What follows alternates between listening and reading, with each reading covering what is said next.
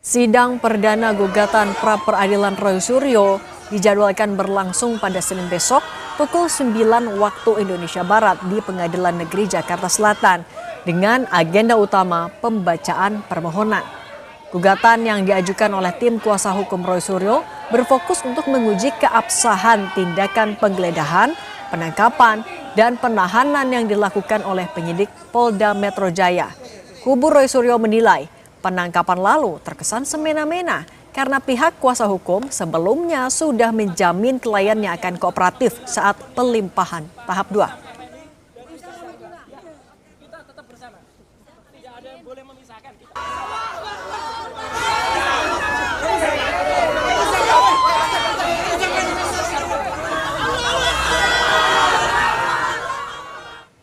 Apakah langkah Roy Suryo mengajukan pra-peradilan di menit-menit terakhir ini sebenarnya hanya taktik untuk mengulur waktu karena takut menghadapi pembuktian di sidang pokok perkara atau justru bentuk perlawanan terhadap kesemena-menaan saat penangkapan dilakukan? Kita bahas bersama pengacara Roy Suryo Abdul Ghafur Sangaji dan nanti juga akan bergabung bersama kami ada Darmawan Waketum Brigade Rakyat Nusantara. Selamat petang Bang Ghafur. Bang Ghafur, selamat sore, bisa dengar suara Cindy? Ya, selamat sore Mbak. Bang Ghafur, besok nih sidang pra-peradilan perdana jam 9 pagi. Persiapannya udah apa aja? Ya, tentu kami sudah persiapkan untuk mengajukan pra-peradilan ya Mbak ya. Dan besok itu agendanya adalah sidang perdana ya Mbak. Sidang perdana kami sebenarnya berharap supaya besok ini supaya persidangan kita bisa cepat, maka kami berharap Polda Metro Jaya harus juga datang untuk memberikan jawaban terhadap permohonan kami. Karena kalau Polda Metro Jaya tidak hadir ya tentu akan memperlambat lagi proses pra-peradilan gitu Mbak. Dan sampai sekarang masih belum dengar juga konfirmasi kehadiran Polda? Belum, kami belum mendapatkan konfirmasi dari pihak Polda Metro Jaya apakah besok mereka hadir atau tidak. Tetapi yang pasti adalah besok sidang pra-peradilan adalah sidang perdana di mana kami akan menyampaikan apa yang menjadi dasar daripada permohonan besok di hadapan hakim tunggal ya, karena pra-peradilan kan tidak menggunakan majelis hakim, hanya satu hakim tunggal, Mbak. Dan itu akan dilakukan di Pengadilan Negeri Jakarta Selatan, Mbak Cynthia. Dengan Cindy, Bang Ghafur, sorry. Tapi Mbak Cindy, oke. Kenapa kan biasanya Bang Roy Suryo kan dengan Dr. Tifa kan selalu berjalan bersama-sama, tapi kenapa ketika soal pra-peradilan yang satu memutuskan untuk ditarik gugatannya, yang satu kok jalan terus, kok nggak kompak nih? Iya, memang tidak harus kompak itu jalan bersama ya, karena juga dakwaannya kan juga pasti berbeda Mbak. Peristiwa pidana yang diduga adalah kejahatan itu kan juga berbeda, sehingga kami dari tim kuasa hukum tentu memikirkan untuk mengambil langkah dan cara hukum yang tentu akan berbeda. Ada hal yang mendesak bagi kami, yaitu kenapa kami mengajukan pra-peradilan ini, karena kami melihat bahwa penangkapan dan penahanan kemarin yang diglorifikasikan oleh para pendukung Pak Jokowi, termasuk juga seluruh relawan Pak Jokowi, itu kami melihat bahwa banyak sekali pelanggaran-pelanggaran hukum, sehingga ini yang perlu diluruskan gitu. Dan satu lagi terkait dengan objek pra-peradilan itu tidak hanya berhubungan atau terbatas pada penangkapan, penahanan, penggeledahan, tetapi ada satu objek pra-peradilan yang kami juga akan uji besok ya sebagai bagian dari upaya paksa, yaitu status pencekalan Mas Roy yang harus dicabut oleh pengadilan. Jadi itu sangat urgen, sangat penting bagi kami sebelum kita masuk kepada persidangan pokok perkara. Tapi kalau ada kesan juga kemudian pra-peradilannya baru diajukan last minute, kemudian kan ya wajar ketika ada juga pertanyaan jangan-jangan ini taktik mengulur waktu. Anda tanggapannya gimana? Kami tidak mengulur waktu ya Mbak, karena pra-peradilan itu berdasarkan ketentuan KUHP itu satu lembaga pra-peradilan yang ketentuan dari sisi waktu juga cepat ya. Jadi tidak ada kami mengulur-ngulur waktu gitu Mbak. Jadi itu saya kira satu persepsi yang salah. Memang berdasarkan pasal 163 KUHP yang baru terhadap permohonan pra-peradilan, karena ini adalah ketentuan hukum acara pidana yang baru, bahwa pokok perkara itu memang harus ditunda dulu sementara waktu gitu. Jadi kami dianggap mengulur waktu itu bukan menghindari persidangan, tidak, tetapi memang karena berdasarkan pasal 163 KUHP yang baru, ketika tersangka yang nantinya akan menjadi terdakwa itu mengajukan permohonan pra-peradilan, maka terhadap pokok perkara yang nantinya disidangkan oleh jaksa penuntut umum itu harus ditunda untuk sementara waktu. Dan penundaan ini kan sifatnya hanya sementara waktu gitu. Kita nggak tahu apakah 1 minggu ataukah 2 minggu. Tergantung dari kecepatan Polda Metro Jaya segera memberikan jawaban atau kemudian juga nantinya hadir dalam persidangan. Kalau belum hadir, nah ini yang kemudian akan memperlambat proses pra peradilan gitu. Jadi kami juga ingin cepat gitu ya Mbak, karena berdasarkan ketentuan hukum acara pidana kan cuma 7 hari batas waktunya gitu ya, sejak sidang pra peradilan gitu. Tapi kalau misalnya mereka nggak hadir, nah itu tentu yang akan memperlambat proses pra peradilan. Jadi kalau dianggap ini mengulur waktu ya tidak tepat lah mengulur waktu. Orang Berarti juga ketentuan waktu untuk digelar pra peradilan itu juga sangat limitatif gitu ya. Dan yang terjadi kan adalah hanya penundaan sementara waktu gitu. berarti juga Pasti. sebenarnya dari kubu Bung Roy Suryo pengen cepet-cepet sidang juga, buru-buru pengen pembuktian juga sebenarnya. Oh, kami tentu akan mengikuti semua ketentuan hukum acara pidana ya. Dan tahapan-tahapan persidangan itu kan sudah diatur secara limitatif dan ketat di dalam ketentuan hukum acara pidana. Kalau kita menggunakan KUHP yang lama, yaitu Undang-Undang Nomor 8 tahun 1981 ya, yang diatur dalam ketentuan pasal 77 KUHP terkait dengan objek pra peradilan, pra peradilan itu akan gugur secara hukum ketika pokok perkara itu sudah naik persidangan.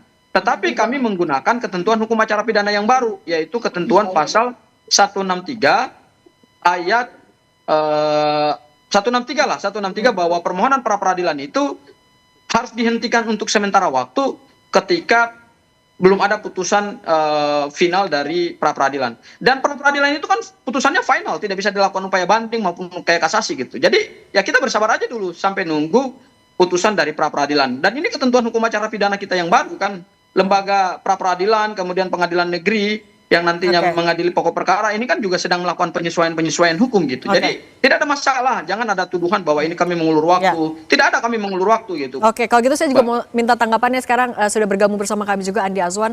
Bung Andi, kalau tadi dari pihak kubu Roy Suryo membantah mereka nggak ngulur-ngulur waktu dengan mengajukan pra peradilan. Kalau Anda melihat manuver Roy Suryo di last minute ini gimana?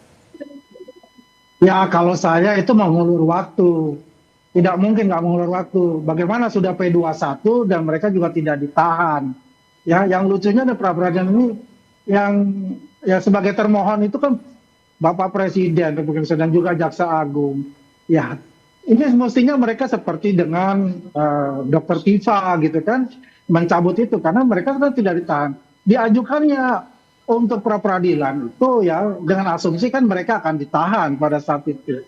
Ya, jelas memang dari KUHP baru itu ya harus diselesaikan dulu pra peradilan, baru dilaksanakan pokok perkaranya itu.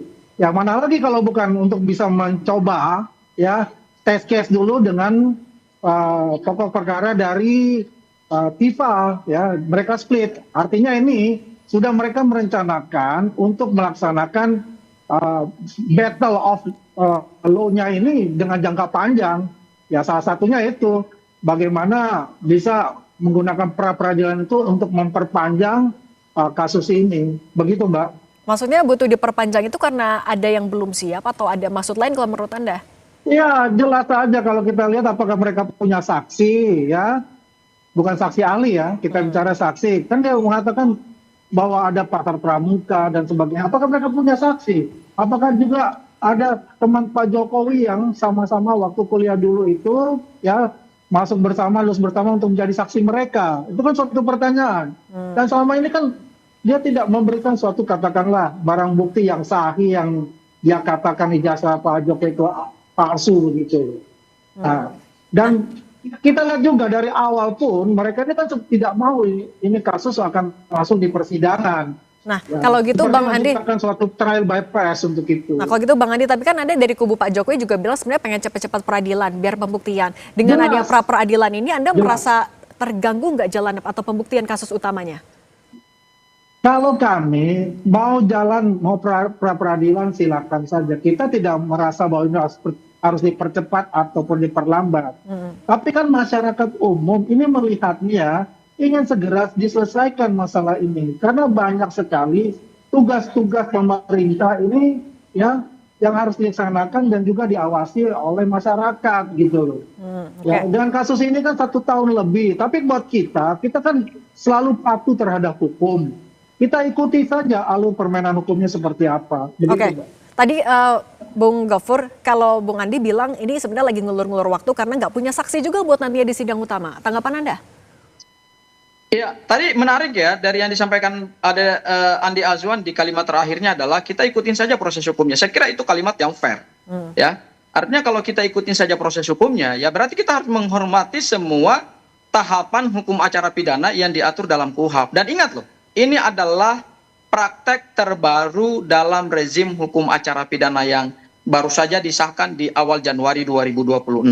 Ya, jadi saya setuju seperti yang disampaikan oleh Andi Azwan. Kita ikutin saja proses hukumnya dan semua pihak juga termasuk Andi Azwan, semua relawan dan semua pendukung Pak Jokowi termasuk kuasa hukum Pak Jokowi dan Pak Jokowi sendiri harus menghormati semua tahapan dan langkah-langkah hukum yang sedang dilakukan oleh kami sebagai pihak yang akan bersidang di Pengadilan Negeri Jakarta Selatan untuk permohonan pra peradilan. Memangnya Bang Gofur dan menangkap juga pesan untuk sebaliknya, pokok tidak ada perkara di penghormatan Pengadilan itu? Negeri Jakarta Timur. Kenapa Mbak Cynthia? Bang Gofur tidak memangnya menangkap kesan ada tidak penghormatan sampai meminta agar proses hukum ini dihormati? Ya, kalau cara menghormati proses hukum itu adalah kita tidak boleh membangun narasi bahwa ini ada upaya untuk menghambat. Tidak. Kami sedang menggunakan hak hukum kami yang diberikan oleh KUHP. Ini bukan satu langkah yang tidak yuridis. Ini langkah yang legal, langkah yuridis, bahwa kemudian ada penundaan terhadap pemeriksaan pokok perkara, yaitu konsekuensi dari hukum acara pidana yang baru.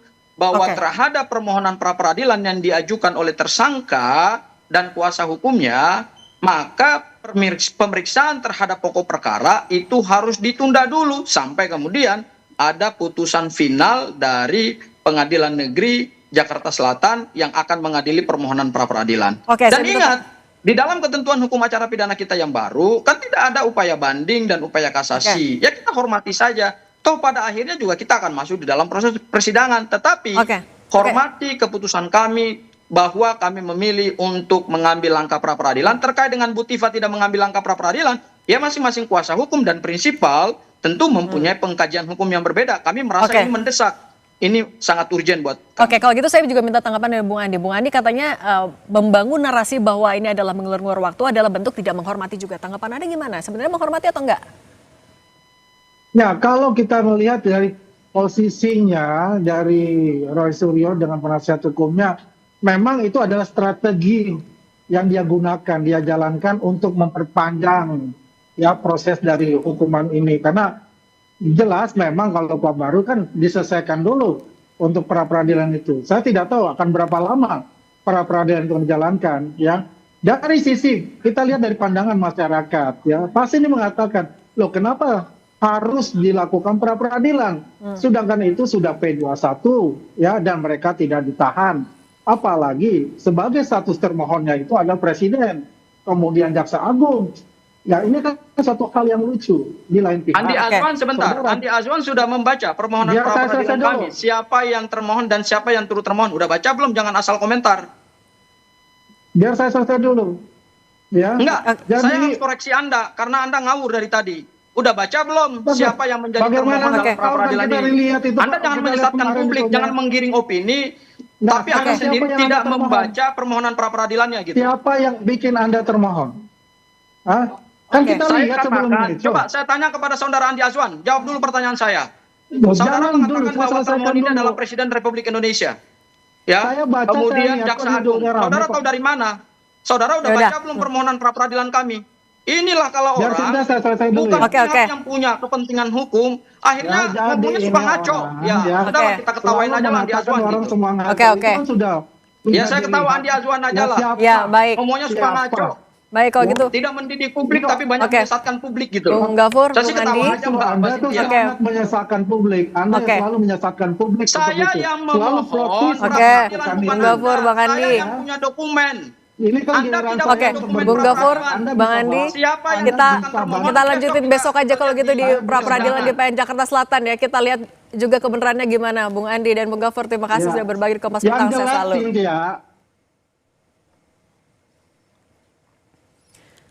Saudara, Iran